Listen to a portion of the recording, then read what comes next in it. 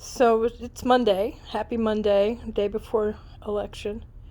George and I are like kind of reviewing now after I did some things this morning, our week strategy, our COVID week strategy.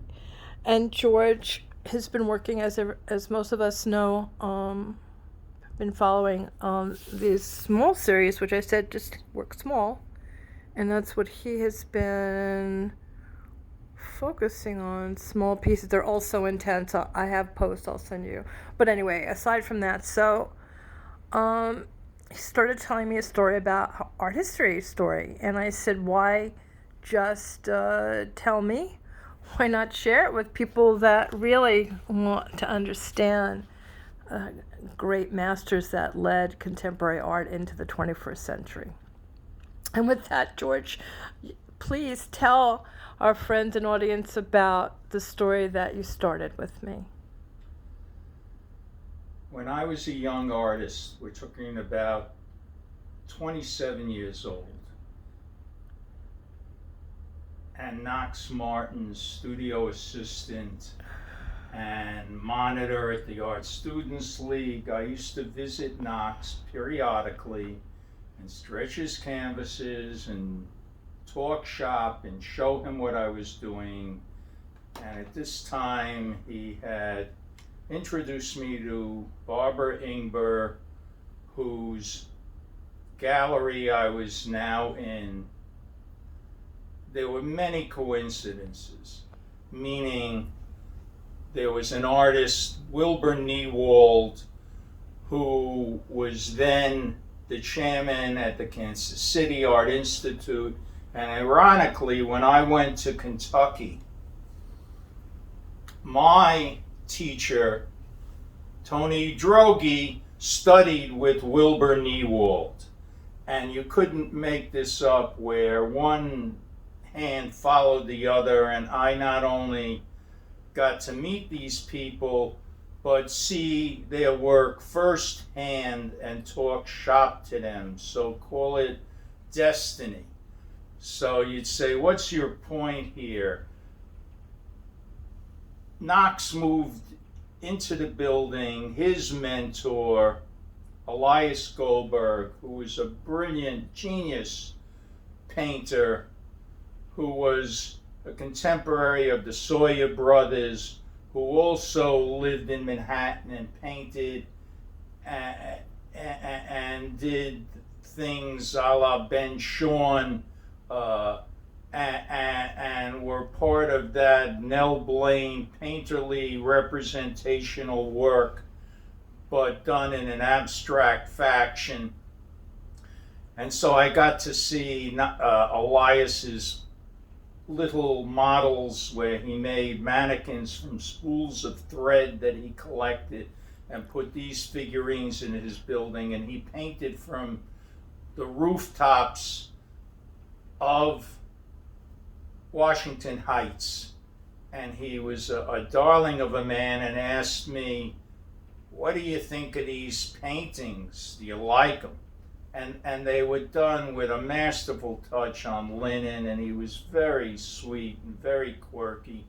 And his whole thing was he wanted a TV set, and that kept him company. So Knox hooked him up with a TV, and he had a nephew who wanted this work of his for a song, and Knox kind of guarded it with his life, because this nephew didn't have a clue what real art was or the value of it. And Elias was very humble, and at one point he was robbed and traumatized and tied up in his apartment, a push-in entry. And so he was in a fragile emotional state. And just the fact that I got to meet this guy was extraordinary. And he stretched his canvases with little push pins, and they were clumsily stretched, but God, they were painted gorgeous, and they were worked and reworked. And he taught me the value of underpainting and color luminosity that I use to this day.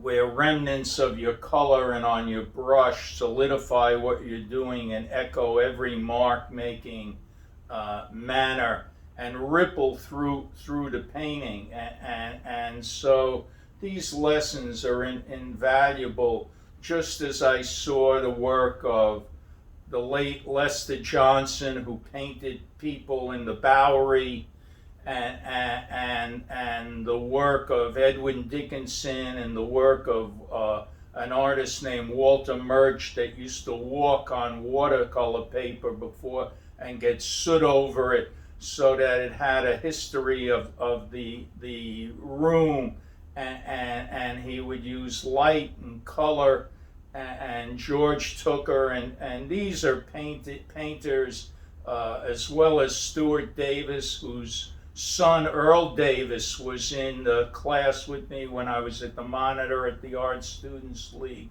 I was just connected with Frida Diamond, who was my mentor, literally around genius, maverick, beautiful people, as well as Knox introducing me to Robert Rauschenberg, who periodically had lunch with us, and Bob had his storage in the Ice House, where Knox on the Lower East Side had his studio, and as well as having the neighbor, the actor Zero Mostel, who painted in the building, who was a pretty good painter, by the way, even though he was a little bit nutty.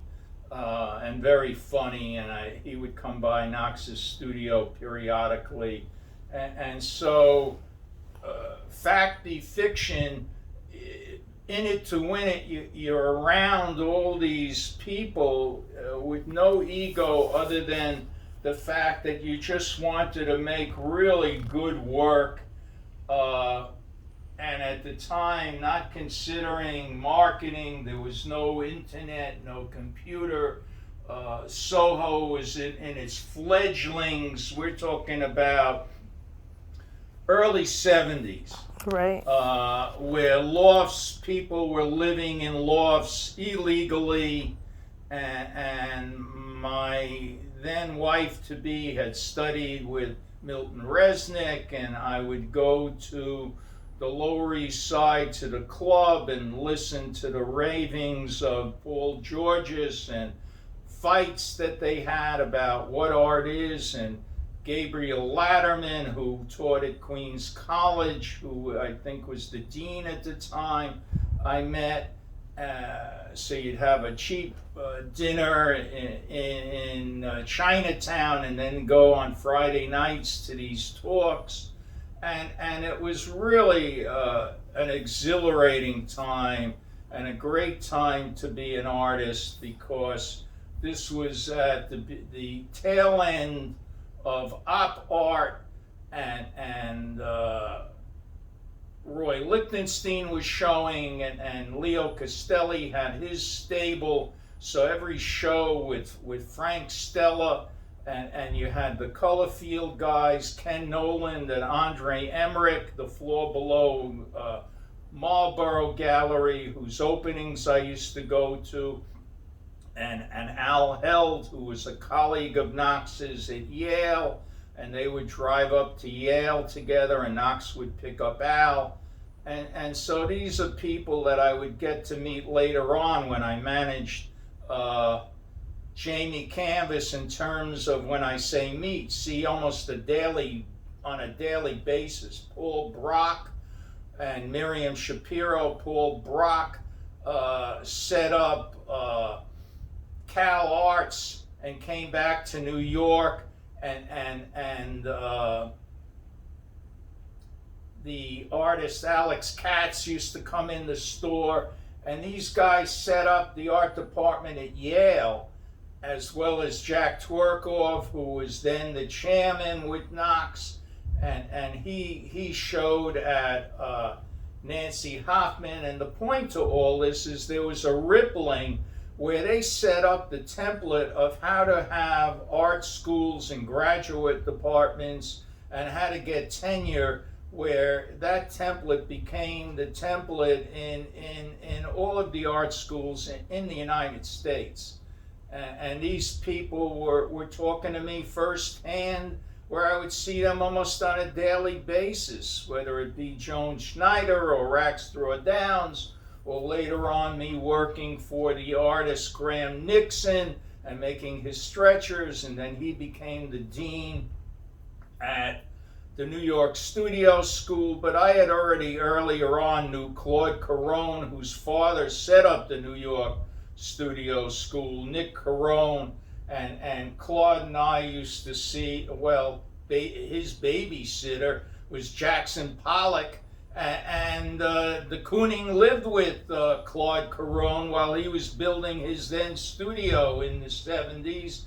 And so these people became part of my life when I used to go out east and see Lee Krasner and Elaine after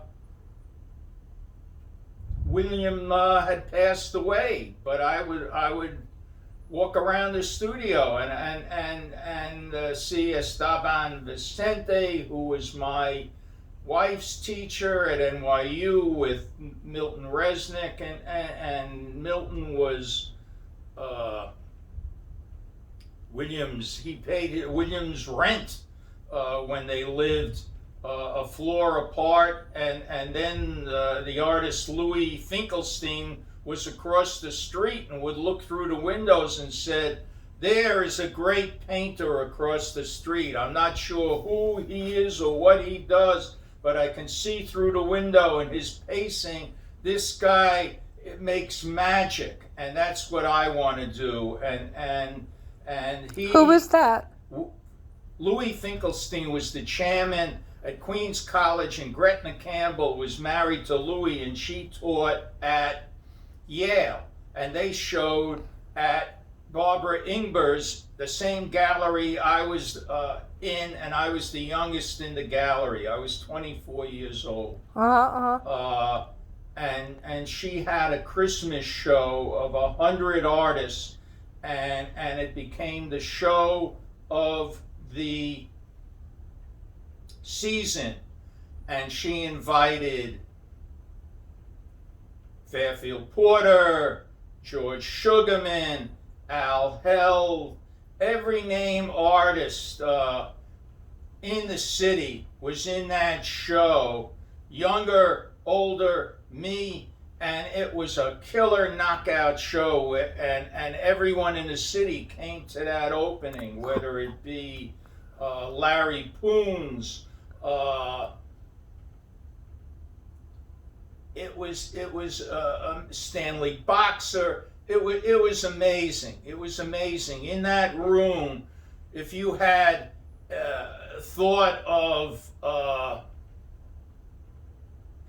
can I phrase this? It's a crazy thought, but if you thought of the Valentine's Day Massacre and you had a machine gun, you could have taken out the entire art world at that opening if you knocked these people off. Jules Olitsky, everybody was there.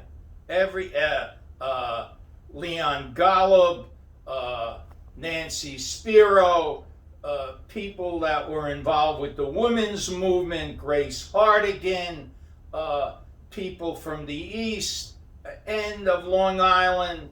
I mean, it was an amazing thing. And when I actually told Fairfield Porter, whom at the time I knew from my days at SVA, where I was finishing up and getting an undergrad degree because I felt I needed it, he said, "I'm never going to talk to you again about your work. We're now colleagues, and you're in the same show as me. Are you kidding me?" And the only thing he said to me when I showed him my painting, which I knew was pretty good, and Knox liked it, Knox would see my work before I let it out, he said, "Well, it works." And I said, "Thanks, Mr. Porter," being respectful. And at the time, Paul Waldman said, "You know, Fairfield Porter's going to be here. I want you to get a bunch of students to sign up so that he has people in his group. So I got all these better art students to sign up for his workshop so that when he came to the school, he would have at least 10 students to visit their studios and talk to them about their work. And so that was pretty interesting time. I mean, I had teachers like Robert Pincus Witten, Mel Bachner, who teaches at Yale, Barbara Rose, who was an art historian, Linda Shearer, who was the curator at the Whitney Museum. I mean, I had people coming in to my studio, Vito Acconci. I mean, it was just an amazing time where anyone that was anyone in the art world, I was able to cross paths with it. Robert Mangold. I mean, these people were geniuses. Robert Mangold was at Yale with Joseph Albers, and now he's at Pace Gallery, and his son Nick Mangold. And then my mentor, Alan D'Arcangelo's sons used to play together in the playground when they were kids. I knew these boys. When I'm talking about kids, 5, 6 years old. So, and now they're grown. And also I met Gregoire Muller, who wrote a book with Leo Castelli, and he was then the editor at Art Forum. I mean, it was just amazing, just amazing. Suzanne Anker, who's now the chairman of the grad department at SVA, used to come into my store. And the late Anna Mendieta, who did earth art with Carl Andre. I mean, I met Donald Judd. I met Klaus Oldenburg. I mean, the list goes. But you met these people on and on, because and they were I met teachers. Them What did you? I What met did? them at Jamie Canvas, And all these people, you talked about art, right? You talked about their work. I used to talk to James Rosenquist all the time, who I thought was genius, and I worked with Claude before I worked at Jamie at Pearl Paint in the paint department. So on the first floor, as soon as any artist came in, that was the first floor they would stop of a building with 5 floors, and they would spend time with us. So now with the work that you're doing, let's go back to you. It's time to go back to you. It's 18 minutes. You have 2 minutes. So let's talk about, because, we have to have 20 minutes, that's top. So let's talk about how today is how it influences the work and your life, and discovering your own voice and replicating your graphic way of mark making and connecting with art of the past, where you are a link in the chain, creating your own alphabet of art, where for me it becomes rhythmic luminosity, where it's like a dance, where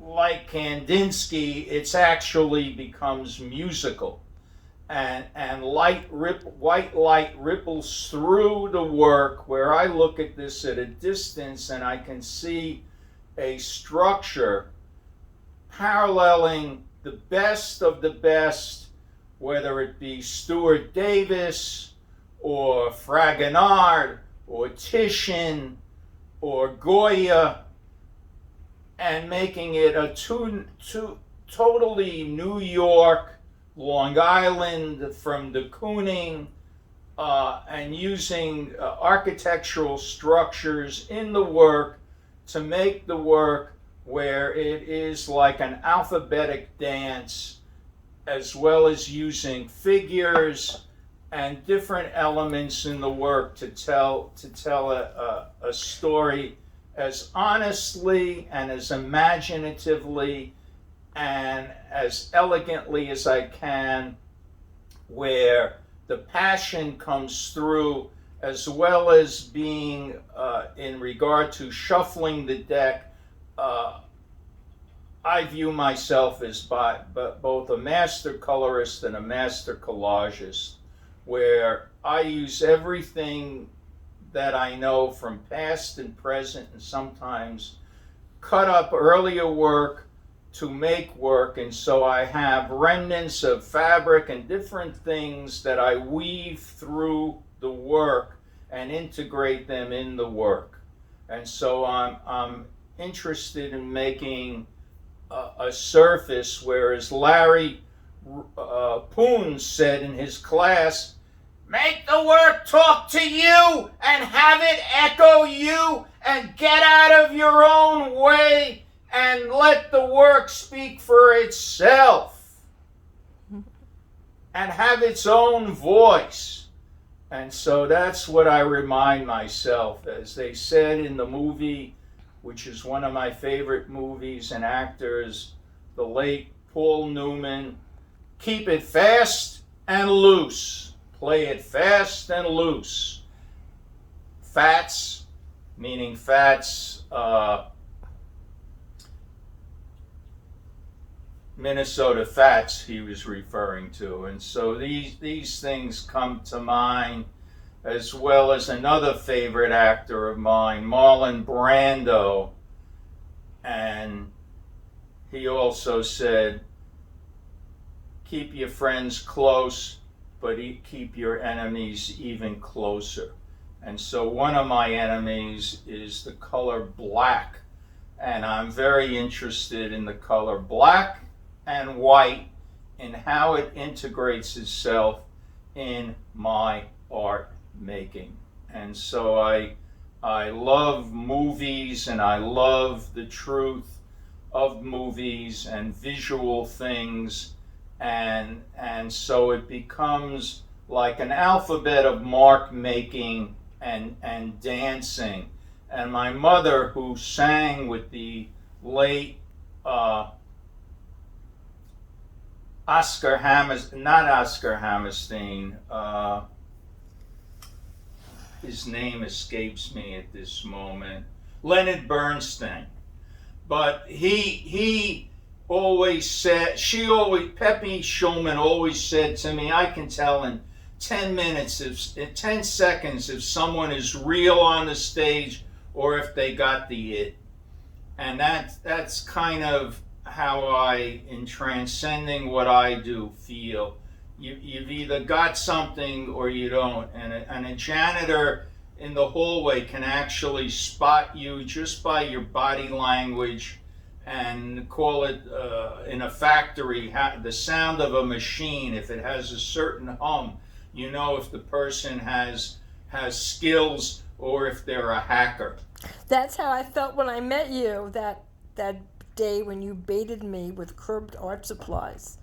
And I walked towards them, and you came out towards me from the garage, and I said, are you giving this easel away? I said, this is a professional easel. And you said to me, I don't use art supplies anymore with this New York chic, educated accent and a dancer's stance. And I looked at you, and you said to me, I said, are you an artist? You said, yes, I'm a good artist, really good artist. I said, what do you mean you're a good artist? And then with that question led me into George for today, till today. And I knew as soon as I saw his work, saw him, his stance, and then saw books that he showed me that had just been published by for Gallery Show, I knew that I had stumbled upon a master.